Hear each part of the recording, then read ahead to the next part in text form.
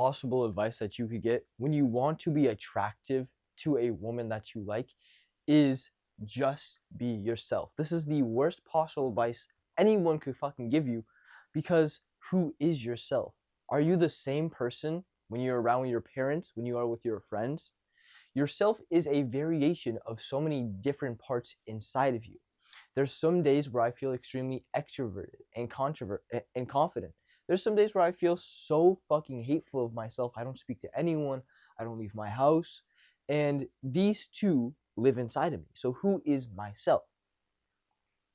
This is why when people tell you to just be yourself, when you do try to bring this energy, when you're talking to a girl that you like, and you have all this social pressure on you and all this nervousness and anxiety of just talking to her, that being yourself is, oh, well, I'm feeling very nervous, I'm feeling very anxious.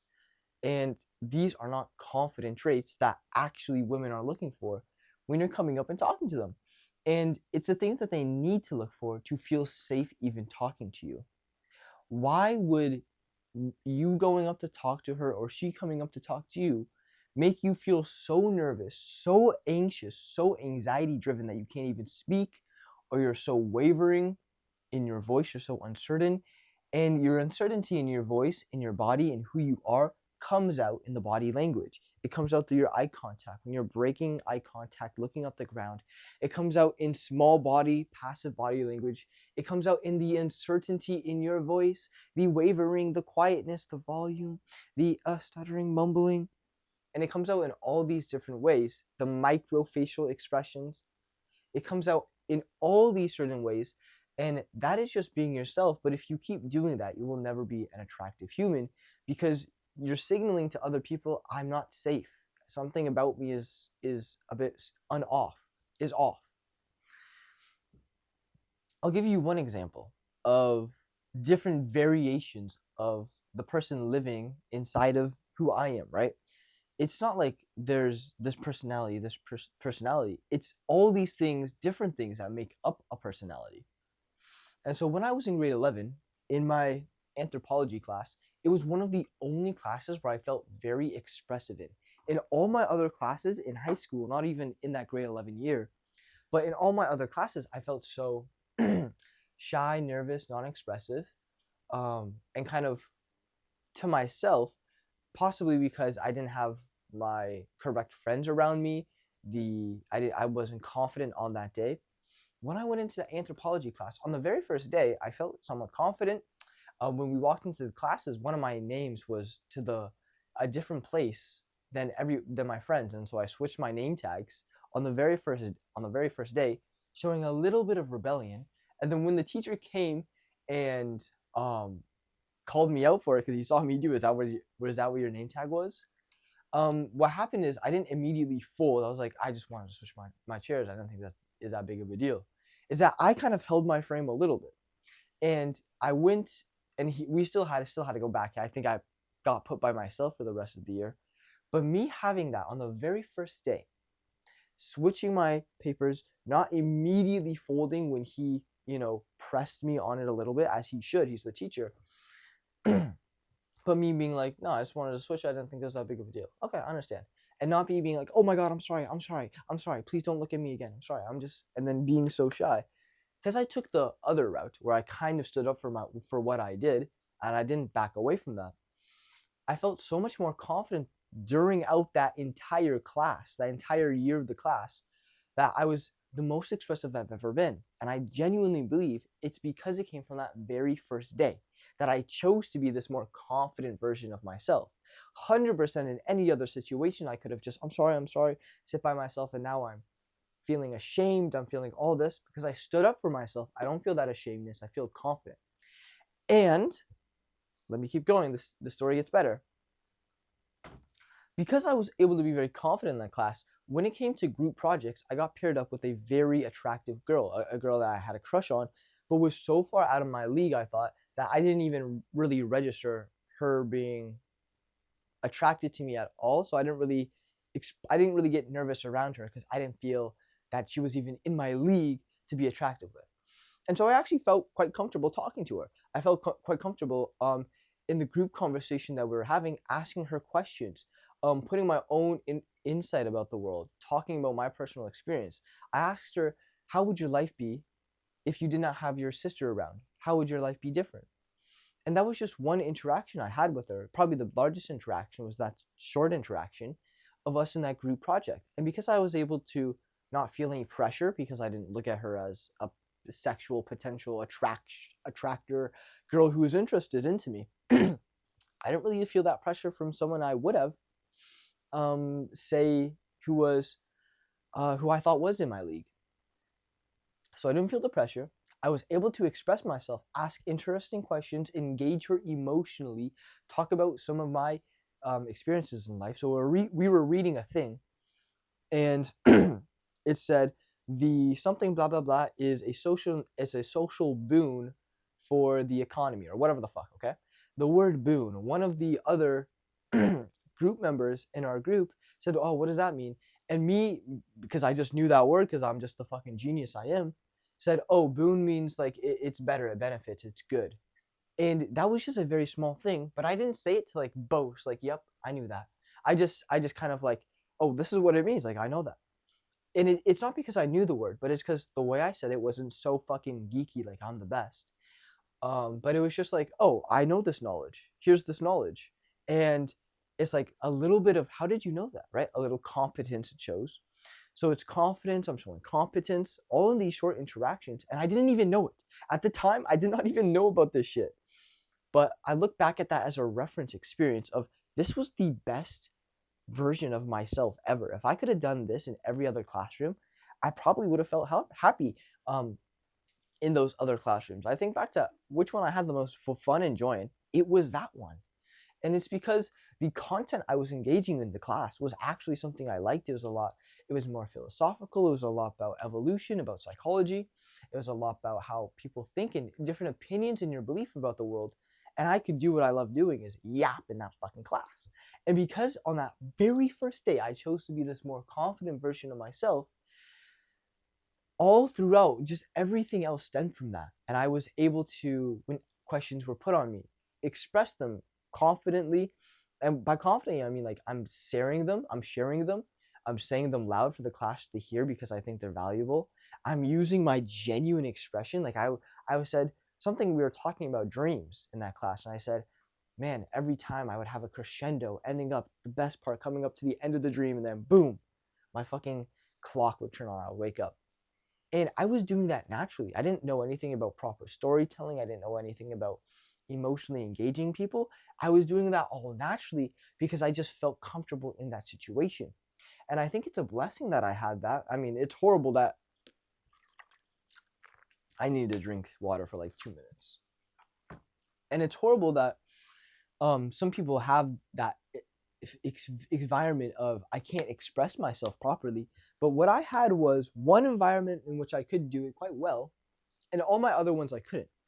And so had a very distinct contrast of those two environments, how I felt in them, the stimulus coming into me, what I put out. The output of myself in that classroom was confident, happy, playful, joyful, and that's why I teach those things.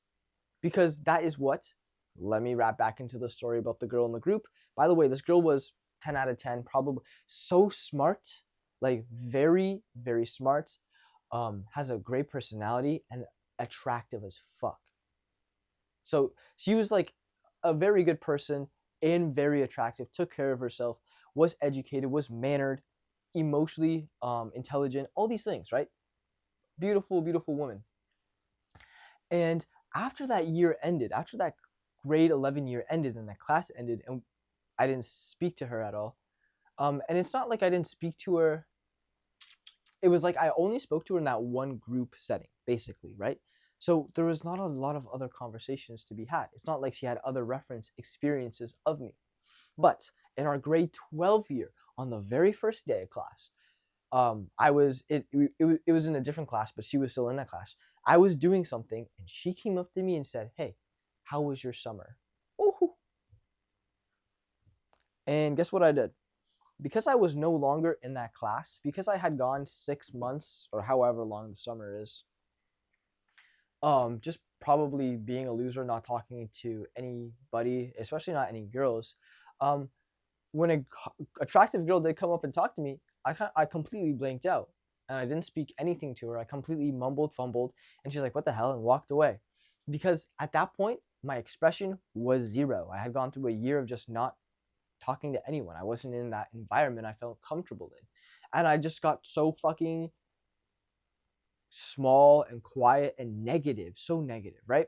And then she just walked away. She's like, "Oh," and I was like, "Oh." And only to like a year after, when I was like out of high school, I was like, "Oh, I really messed that up. That messed that up. I could have had a very amazing opportunity to connect with this woman, to actually talk to her."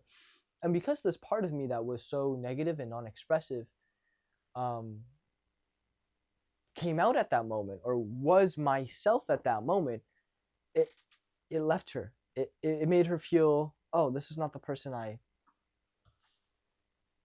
talked to in that place. I thought he was going to be fun and like that person he was, but I wasn't. I had been, but I wasn't."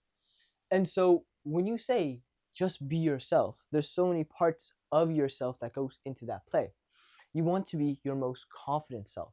When are you at your most confident? In my time of that life, it was in that class, genuinely. It was in that class, I felt so comfortable, and my grades in that class were probably the best too. I put the most effort into it because I felt confident in that class. And when you feel confident in a place, your standards of yourself, the standards of others simply rises.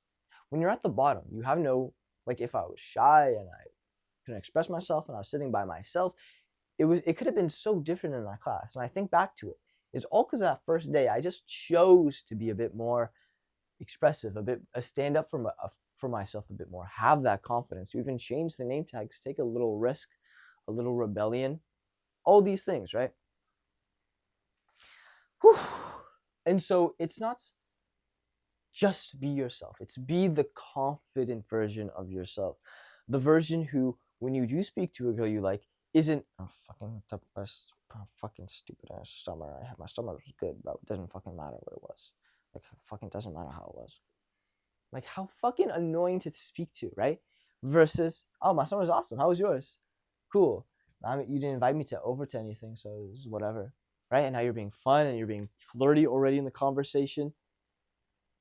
It's just such a different, mindset in which you have, and it comes from the environment. If you're living in an environment in which that negativity, that smallness, that shyness, that nervousness, that anxiety is just, it breeds inside of that, you're going to become one of them. Going to become one of it. Nature versus nurture. Nurture wins, bro, but nurture is your environment. You get nurtured by your environment. If I throw you in a fucking pit of lava and I re-evolutionize that, yes, it's the environment. Yes, it's nature, but it's nurturing you into developing probably like rock skin so you don't get burnt. Kind of see where I'm going with that? You're adapting through the nature that you're put into. Genetics do have a role into it, but again, it's like I don't know. It's like, when I think of it like this, is like there's sure a genetic factor, and you're multiplying it by, I guess, your nurture factor, so how it's raised, but your genetics is like, I don't know, like a 0.03, and like your nurture is like a 4. And so this number is way bigger than this in any given time, right? And so it may change how the outcome, comes out depending on your genetics, but just over time, nurture is going to win. It just has a bigger weight in who you are. Genuinely. You can show a person, raise a kid and never show him war, no, never show him death, never show him anything like that. And what would he believe? Like, I would really want to hear the answer. What would he believe, right? And how would he think about the world? And how would he do this with such different intakes about how the world works? So, all in all, how to talk to women. The worst advice you're going to hear is just be yourself. The best advice you're going to hear is just be your most confident self. And that's probably the best advice, because at that point you can't really go wrong. It's, I'm still being myself, but I'm saying it and I'm presenting it in a way that is attractive, which is I'm at ease, my eyes are relaxed when I'm talking to you, I'm able to speak freely, I'm free associating, which means I'm not getting caught up in my head. I can just kind of spitball other stuff to get the conversation going. When you're on a date, you're not trying to make it a big deal. You're not making it like a giant fucking, oh, I have to get to know you so deeply. I have to understand all your secrets. I have to tell you all the amazing things about me. That's not a first date. And I actually got very blessed, because on my first date, I already knew that. I already had watched the videos on how to go on a first date, what you're supposed to do. And I've already kind of gotten the gist before I had even gone on one. And so when I did, I kind of knew what to do, but I also didn't understand the other person on the other side of the date. And so on a date, what you want to do is basically BS, and basically just BS. Just talk about fun stuff, be playful. It's not going too serious. You go serious more down the line. When you're just meeting someone, you're just getting to know them. You talk about like their favorite TV shows. You talk about this. And if the nature of your vibe does happen to go very deep down into more intimate, secret things, well then that is how it's going to go, and that will take another level of confidence and expression to be able to even say that, to be even comfortable going into those conversations. But at the very surface layer, it's just BSing, having fun, being playful, a little bit of teasing, pushing each other, having nice eye contact, a little bit of intimacy, that lustful energy, and feeling that and expressing that. And it's a mutual coming together. Like as soon as I see a girl on a date, I try to give her a hug, see if she's comfortable with the hug. I give her a hug, nice hug, because I'm already breaking the touch barrier. I'm already getting comfortable touching her. She's already getting comfortable touching me, knowing that I'm not tensing up as soon as it's not a weird thing, right? If I go up and I try to hug her, I'm like, oh, can I hug you? It's like, oh, it's like yeah, it's like you're on a date. You're on a date. It's socially acceptable. If you're on a date and you go in for a kiss at the end of the date, versus you're on an interview and you go in for a kiss at the end of the interview, these are two different social interactions. Different things are acceptable, right? Don't be a fucking idiot. So it's very acceptable while you're on a date to go in for a hug, but make it natural, make it smooth. And then throughout the day, it's just you guys coming closer together in conversation and emotion and physicalness. Physicalness is important. You can't kiss a girl all the way over here. You must be closer to her, right? And so to be able to naturally progress this is going to take confidence inside of you. And you have to be able to battle the tension that you're going to feel, because it's going to feel like, oh, I'm so nervous. I can't do this. But that's you being yourself. And if you were to listen to that self, nothing would ever happen. You would always be too scared to move anything closer, make a move on her, even like escalate yourself at all, like show your interest, because this real version of yourself is too scared to do it. And so you need to have that best confident version of yourself and say, this is normal. I'm going to do it. If she likes it, she likes it. If she doesn't, totally okay. It's not going to affect me at all.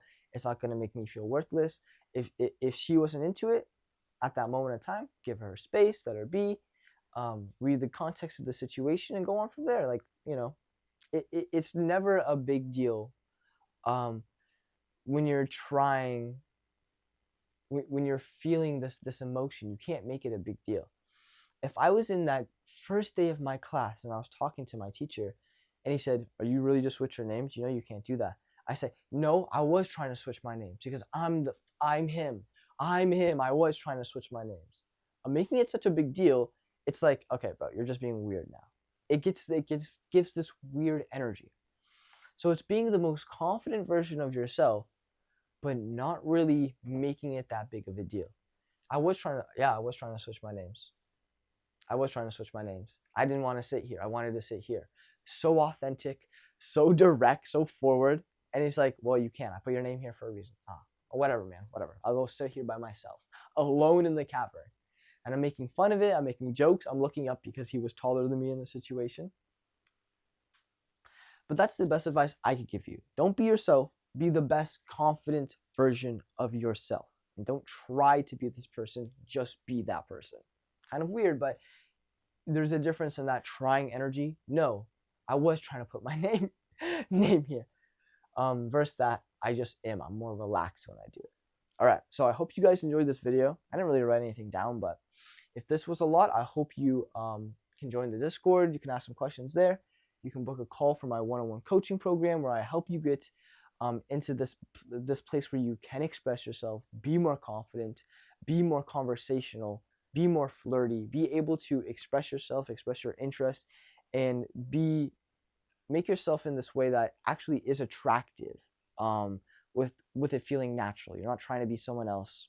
It comes naturally, and it takes a process. It takes a couple of weeks and days for it to set in the mindsets, because that's what you need to change initially.